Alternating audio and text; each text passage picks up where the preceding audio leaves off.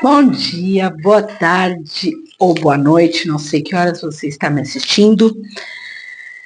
Meu nome é Débora Natalini de São Leão, sou enfermeira, terapeuta, faço um monte de coisas. Mas eu estou aqui agora para a gente conversar a respeito de vários assuntos. Como eu disse, eu sou enfermeira, dou aula de enfermagem. E na minha prática do dia a dia, eu tenho percebido que algumas coisas ficam fora do contexto. Como assim, fora do contexto? Eu falo uma, duas, três, um monte de vezes e não grava. Então, eu resolvi fazer não um curso, não é isso. Muito menos aulas, tá? Eu resolvi fazer uma coisa diferente. Uma conversa, um bate, na verdade um monólogo, né? Porque eu posso estar falando, você pode estar respondendo, eu não estou te ouvindo. Então, um monólogo a respeito de algumas questões da saúde, tá? Essa é uma parte. Então, como eu não quero que isso aqui pareça uma aula, porque não é esse o intuito, eu vou contar um pouquinho só de mim, para você entender onde eu quero chegar, qual é o objetivo disso. Sou casada, vai fazer 40 anos. Errei. Vai fazer 40 anos que eu estou com meu marido, 36 anos de casada. Nós fizemos, completamos, na realidade, no dia 11/11.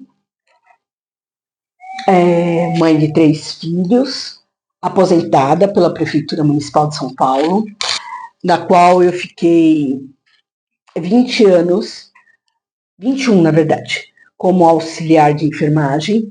E dentro desses 21 anos, eu fiz a minha graduação e algumas pós, dentre elas acupuntura, que compreende aurículo, moxa, reflexologia, algumas outras terapias.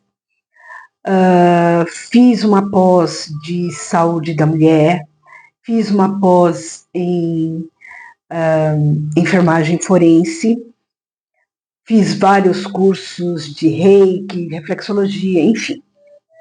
Fui estudando. E aí, agora, depois de aposentada, eu vejo que falta alguma coisa. O trabalho. Falta o trabalho, lógico. Eu não consigo ficar parada. Então, eu preciso me movimentar, preciso fazer alguma coisa.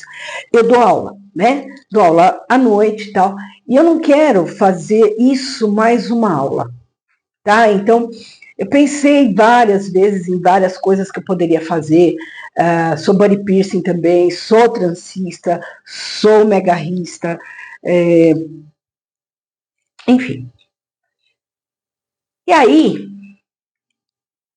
eu resolvi, dentre esse monte de coisa que eu faço, falar um pouco da minha experiência no SAMU e, com essa experiência, dentro dessa experiência, trazer alguns pontos que eu vejo que as pessoas têm maior dificuldade em sala de aula. Vou tentar, você me ajuda, tá? Se eu não conseguir, você me desculpa, mas eu vou tentar. Para isso, eu já pensei várias vezes em escrever um livro. Livro esse que é o que eu fiz, quais foram as minhas experiências dentro do SAMU. Mas não experiências administrativas, não, nada disso. Experiências do dia a dia mesmo. Contar para vocês algumas das minhas aventuras, alguns dos atendimentos e Na rua, eu fiquei 12 anos. Dentro desses 12 anos, eu já chorei, eu ri, eu passei raiva, fiquei indignada, fiquei com medo, impressionada.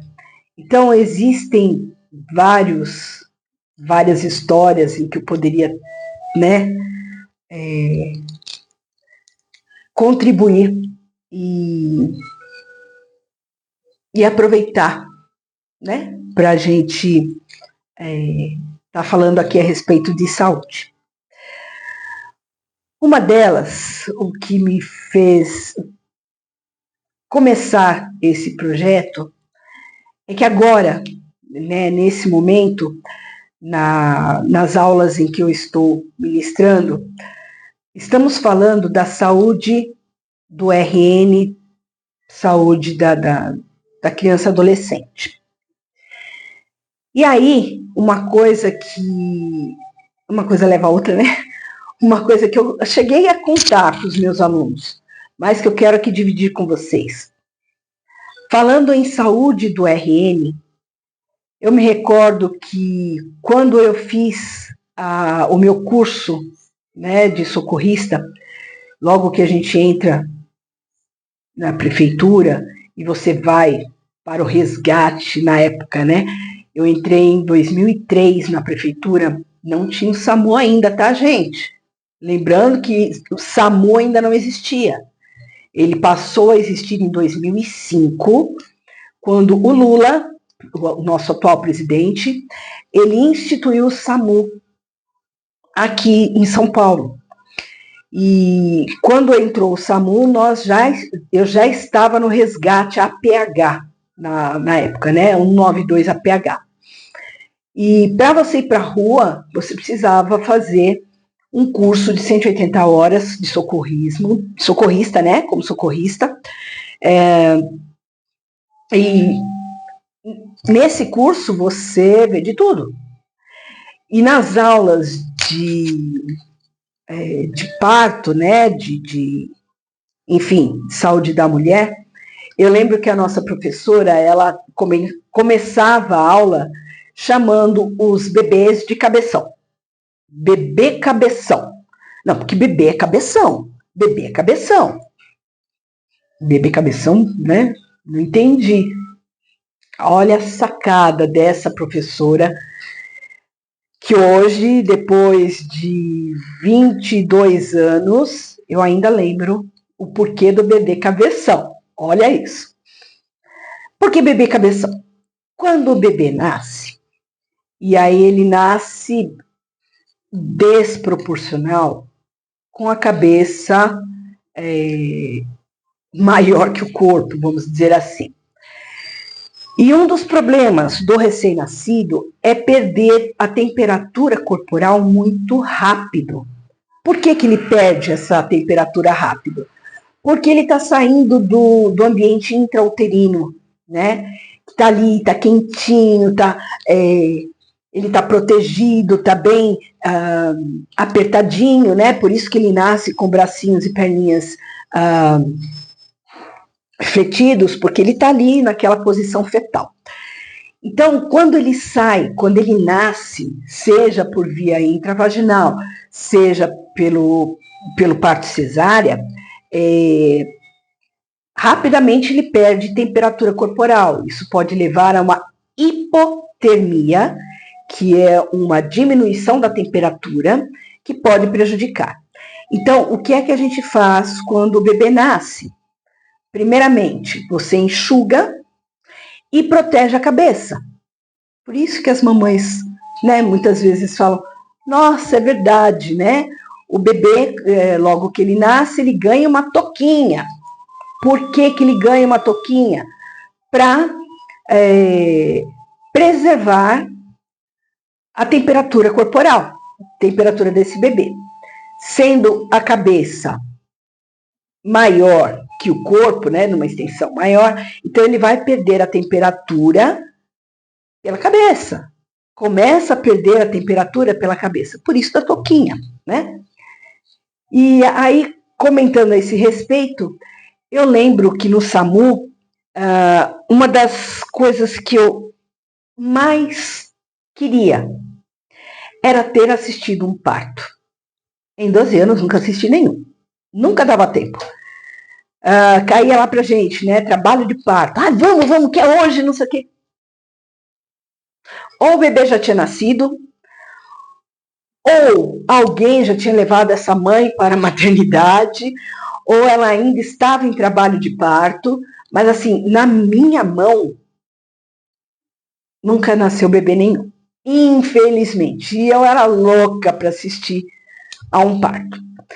Só que teve uma vez, nós estávamos nas imediações do Jabaquara e chamaram a gente para um trabalho de parto lá perto do zoológico. Então, para quem é aqui de São Paulo, vai entender que é uma distância, né, bem grande. Aí, eu e minha equipe, vamos, que a gente vai fazer esse, a gente pega não sei o que aí, né, pau na máquina.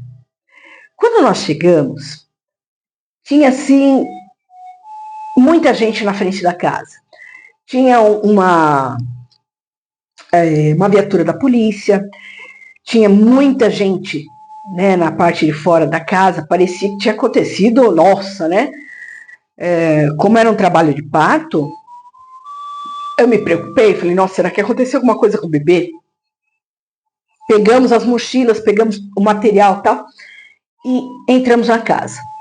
A casa era uma casa na parte de cima, então tinha uma escada para subir.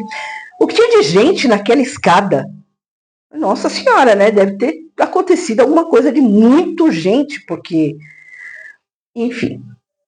Quando eu entrei na sala, o bebê já tinha nascido, de novo, né? Tava no colo da avó, e a avó lá toda feliz, né? Ai, meu neto, não sei o quê. Bebê cabeção, sem touca nem nada. Quando a gente olha, a mãe, que era uma mãe menor de idade, e ela não morava ali. Ali era a casa da sogra, né? Então ela foi para a casa da sogra, entrou em trabalho de parto, isso foi o que a gente entendeu. Entrou em trabalho de parto e ela teve o bebê ali mesmo. Então ela estava deitada na sala, no chão, né? Em cima de um tapete que estava completamente ensanguentado, exposta, né? Então o bebê nasceu, cortaram o cordão umbilical de forma errada e o bebê lá no colo da avó, né? A avó toda feliz e tal. E a menina ainda com muita dor. Aí quando nós chegamos, e isso é protocolo, o que nós fizemos? Saia da sala quem não for da família, né? Se o pai estiver aqui, fica, a avó que está aqui fica, o restante some. E aí nós tiramos o pessoal da sala e essa mãezinha, ela estava no período de dequitação. O que é a dequitação? É quando, após o parto, a placenta ela se descola, né, do útero e há a expulsão dessa placenta. Então, na verdade, são dois partos, né? Tem o parto da criança, a criança nasce, e depois essa placenta ela se descola e ela sai, que é o período de dequitação, exatamente onde é a fase em que estava essa mãe. E aí eu estava com uma outra colega, essa colega foi atender a criança e eu fui atender a mãe. Então, perguntando para ela quanto tempo que o bebê tinha nascido e tal, ela já estava, vamos dizer assim, na fase final da dequitação, quando expeliu a placenta. Então, coloquei uma manta em cima dela, expliquei para ela o que estava acontecendo, que aquilo era normal, peguei a placenta, olhei, vi se a placenta estava íntegra. Por quê? Quando você pega a placenta, ela tem algumas placas, vamos dizer assim. Essas placas são as que ficam grudadas no útero. Quando essa placenta sai, ela tem que estar íntegra, ela não pode estar faltando pedaço. Se ela estiver faltando pedaço, é porque ficou ainda parte daquela placenta no útero. Isso pode trazer infecção, pode trazer grande sangramento, enfim. O ideal é que saia inteira, né? Que não fique nada, que esse útero fique limpo. Caso contrário, tem que fazer uma curetagem, que é a limpeza cirúrgica desse útero. Olhei a placenta estava íntegra, coloquei no saquinho, ajudei essa mãe a se limpar, colocamos na verdade não foi um absorvente, foi uma toalha, né, porque ela estava sangrando bastante, isso é natural. Ajudei ela a trocar de roupa e nós levamos ela até a maternidade. Então foi ela e foi o bebê. Quando a minha colega foi ver o bebê, então o umbigo tinha sido cortado, né, o cordão umbilical foi cortado de modo errado, não tinha sido clampeado, então ela clampeou o coto, colocou uma proteção na cabeça, né, nós não tínhamos a touca, mas foi colocado um lençol, enrolado esse bebê e colocamos junto da mãe para levá-la até a maternidade. Quando nós chegamos na maternidade, que a gente passa, né, a situação para o médico, então nós passamos, olha, foi um parto normal, a mãe tinha 17 anos na época, a mãe tem 17 anos, quando nós chegamos na residência, o bebê já estava no colo da avó, já tinha sido cortado o cordão umbilical sem o clamp, nós que colocamos o clamp, fizemos a proteção do bebê, enrolamos o bebê. Aqui está a placenta íntegra, mãe com lóquios normais, consciente orientada, está aqui, né? Agora é com vocês. E eu achei muito legal que naquele dia o médico que nos atendeu, ele comentou, nossa, vocês trouxeram ela por quê? Vocês já fizeram tudo, tá tudo certo. Então foi um elogio, né? Porque ele não fez isso de forma jocosa, não foi isso. Ele fez no sentido de um elogio mesmo. E eu fiquei muito feliz, apesar de não ter assistido o parto, mas não é só o nascimento do bebê, né? Então, quando você fala no trabalho de parto, quando você fala no nascimento, nasce um bebê, sim, e uma mãe. E essa mãe, ela precisa estar bem, né? Então, faz parte do trabalho de parto a dectação. Faz parte do trabalho de parto essa mãe entender o que está acontecendo, estar bem depois desse milagre da vida, né? Então, contei isso para os meus alunos também e foi bem apropriado, porque é o que a gente está vendo hoje, né?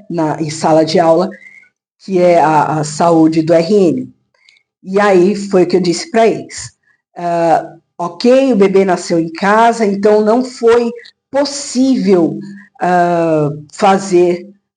aplicar a tabela do APGAR, né, que são alguns parâmetros que o bebê, logo que ele nasce, a gente tem que observar, que é a coloração da pele, se ele está respirando, se os batimentos cardíacos estão no mínimo 100, né, e se ele tem reflexos musculares.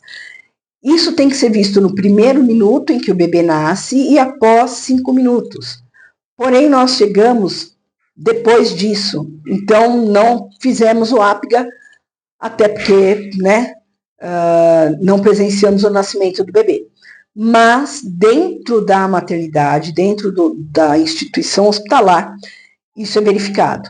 Então, se o bebê não tiver esses parâmetros, ele tem que sofrer uma ação imediata para que ele possa respirar, para que ele possa ter o batimento cardíaco de acordo.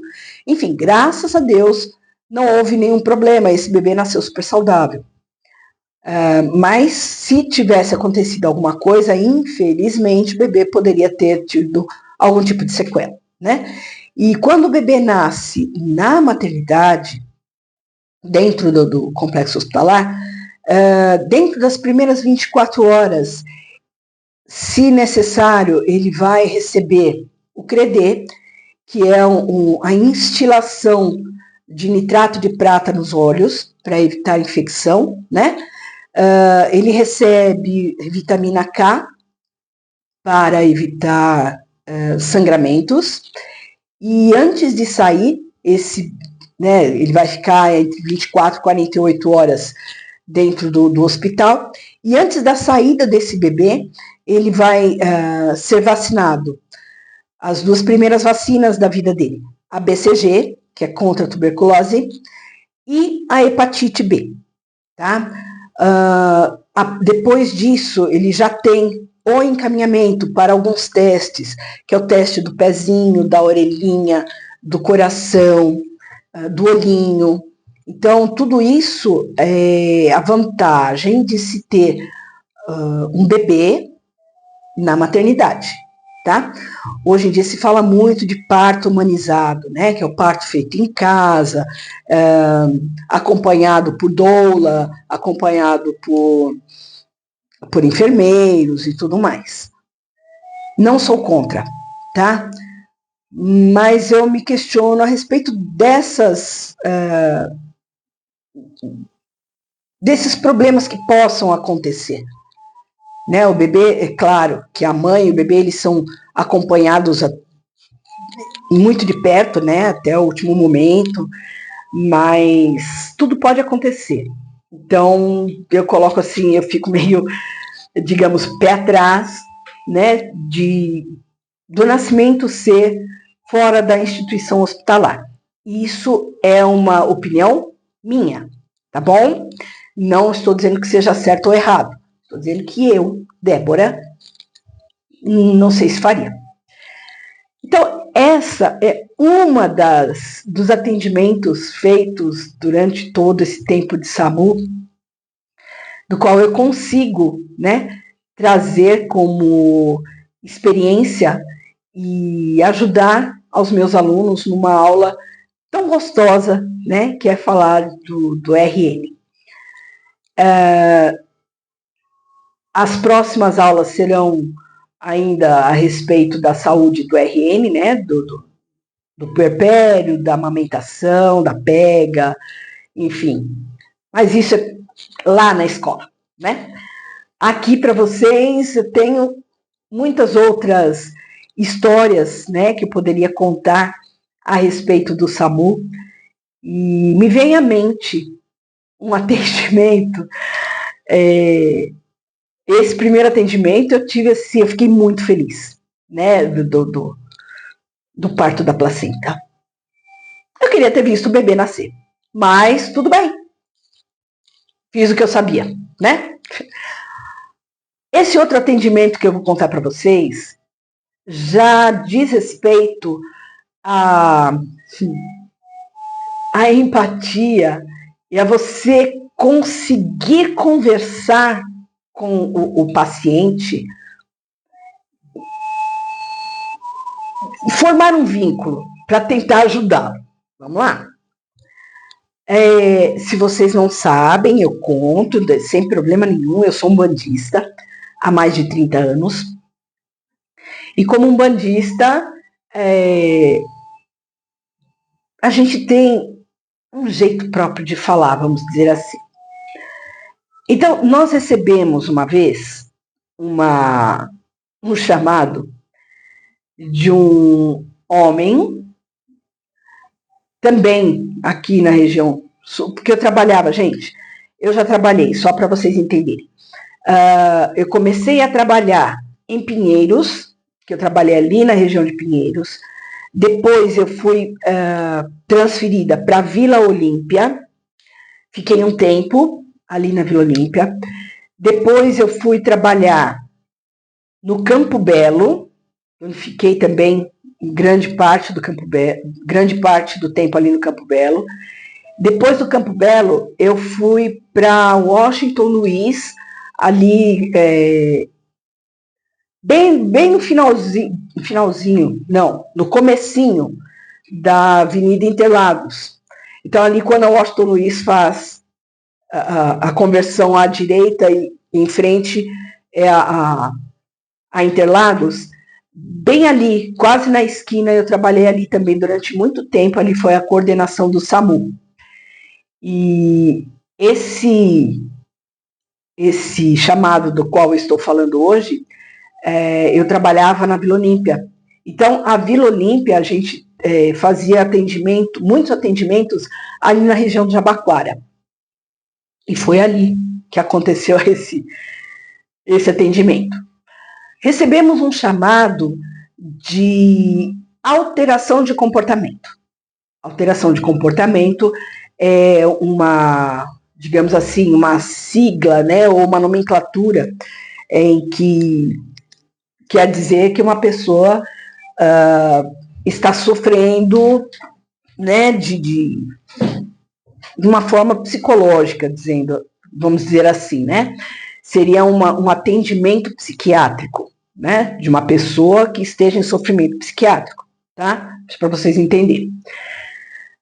E aí, nós fomos. Estávamos somente eu e o condutor. O condutor da época, um grande amigo meu, nós temos muita saudade dele, também um bandista. Quando nós chegamos, tinha um homem deitado na rua e ele estava comendo pedra. Pasmem, ele pegava pedras, molhava na água que corria na rua e comia. E tinha uma viatura da polícia, né, do lado, porque chamaram a polícia, que o cara estava, né, comendo pedra na rua, e a polícia nos chamou. Aí, quando nós chegamos, o PM veio conversar comigo, dizendo assim, olha, o cara tá transtornado, e eu tô tentando conversar com ele, pergunto para ele o nome dele, e ele me diz que o nome dele é Tranca-Rua. Opa! Tá, que mais? E ele tá ali dizendo que como Tranca-Rua, ele tá se alimentando, e ele tá comendo pedra do esgoto, cara. Tá pegando a pedra e bebendo aquela água, então, nossa, tá mal mesmo. Tá, quando deixar eu vou lá conversar com ele. Mas cuidado, tal, qualquer coisa eu tô aqui. Não, beleza, pode deixar. Aí a gente aborda como senhor, né? Senhor, eu sou Tranca-Rua. Laroie, seu Tranca-Rua. Salve suas forças. Aí ele olhou para mim. Aí eu consegui a atenção dele. Salve, boa noite, boa noite. Tá tudo bem? Posso ajudar em alguma coisa? Não pode ajudar em nada. Seu Tranca-Ruas, nós fomos chamados aqui porque não estou dizendo que o senhor esteja fazendo alguma coisa de errado, mas o seu cavalinho, né, entre aspas, o cavalo é o médium, tá? Em que a entidade trabalha. Então, o seu cavalinho, ele está sendo prejudicado. Eu entendo que para o senhor não tem problema nenhum. Só que ele está comendo pedra e nós, humanos, não fomos feitos para comer pedra. Ele vai quebrar os dentes. Ele quebrando os dentes, ele pode ter uma infecção, ele pode se machucar, isso vai dar problema para ele. E outra, a água que o senhor está bebendo, eu sei que para o senhor não vai fazer mal, mas para o cavalinho é uma água contaminada. Posso pedir um favor para o senhor? O condutor, na época, ele ficou tipo, né? A enfermagem ficou louca, ela entrou na loucura do cara. Agora eu vou ter que levar dois: o cara e a enfermagem. Gente, eu tô falando que a gente dava muita risada. Aí ele falou: você tem razão. Clinton, o senhor não quer ir comigo até o hospital? O senhor pode ir também, não tem problema nenhum. Mas eu posso levar o cavalinho até o hospital para ele tomar um remédio, um antibiótico, para não ficar doente. Senão o senhor sabe que o senhor também vai ser prejudicado, né? O cavalo doente, o senhor não consegue trabalhar. Você tem razão. O senhor pode entrar então na viatura? Ele entrou. Aí ele sentou na maca e era um homem, ele estava só de bermuda, estava descalço, quer dizer, não tinha documento nenhum, né? Aí consegui colocá-lo na viatura, ele sentou na maca e tal. Aí o PM me chamou. Falou assim, você sabe o nome dele? Falei, Tranca-Rua. Não, o nome do cara. Ah, peraí. Seu Tranca-Ruas, só para eu colocar aqui, né? Qual o nome do cavalinho? Aí ele me deu o nome dele, a idade, e me deu o endereço. Aí eu passei pro PM, o PM, valeu, gostei da sua abordagem. E nós fomos, né? Nós o levamos pro Saboia. Aí chegou lá, seu Tranca-Ruas continuava. Tive que falar com com o paciente como se realmente fosse a entidade, né? Para que ele colaborasse. Então, gente, fica aí para mim foi uma grande lição. Se eu não fosse da religião, tá? Ok, ele estava surtado, né? Mas se eu não fosse da religião, será que eu saberia conversar com ele? Será que eu conseguiria? Gente, não é entrar no devaneio da pessoa, não é isso. É você conseguir o vínculo através daquela história, digamos assim, que está passando na cabeça da pessoa, e você conseguir levar, né, a situação de uma forma respeitosa. Eu não precisei conter o paciente, tá? Porque ele realmente acreditava estar incorporado numa entidade. Então, eu usei a forma que a gente conversa num terreiro. Com a entidade, eu conversei com ele e ele foi colaborativo, não estava violento.